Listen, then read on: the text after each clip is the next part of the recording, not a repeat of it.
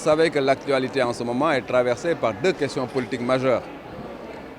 La question liée à l'arrêt de la Cour de la CEDEAO.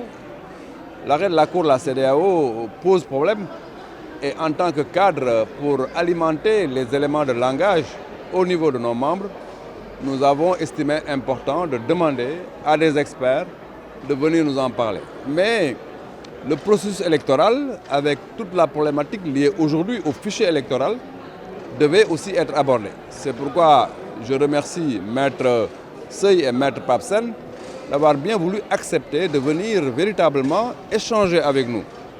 Ce que nous pouvons retenir somme toute, d'abord par rapport à l'arrêt de la CEDEAO, c'est que nous voyons effectivement que la Cour de justice de la CEDEAO a outrepassé ses compétences. Cela est constant.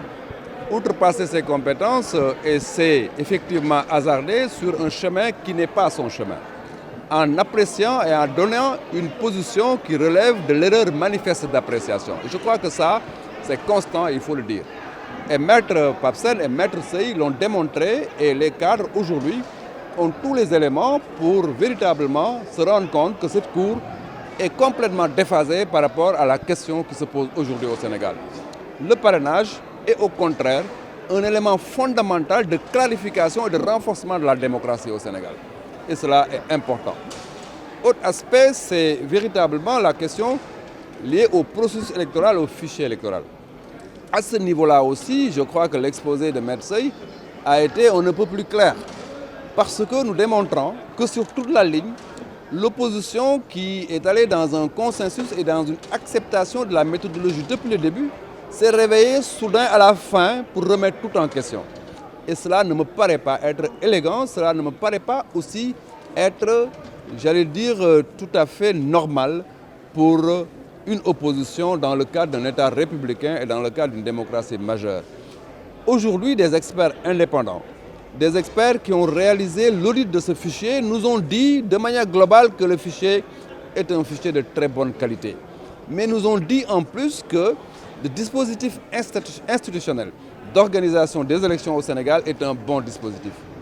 J'estime que l'opposition, qui a été au début et à la fin de tout ce processus, devait se rendre à l'évidence et accepter cela et aller avec nous aux prochaines élections dans des conditions effectivement qui sont aujourd'hui des conditions consensuelles.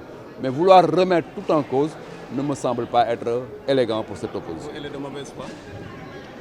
Je ne vous le fais pas dire. En le disant, certainement, vous pensez à ce que tous les Sénégalais pensent aujourd'hui. Je ne vous le fais pas dire.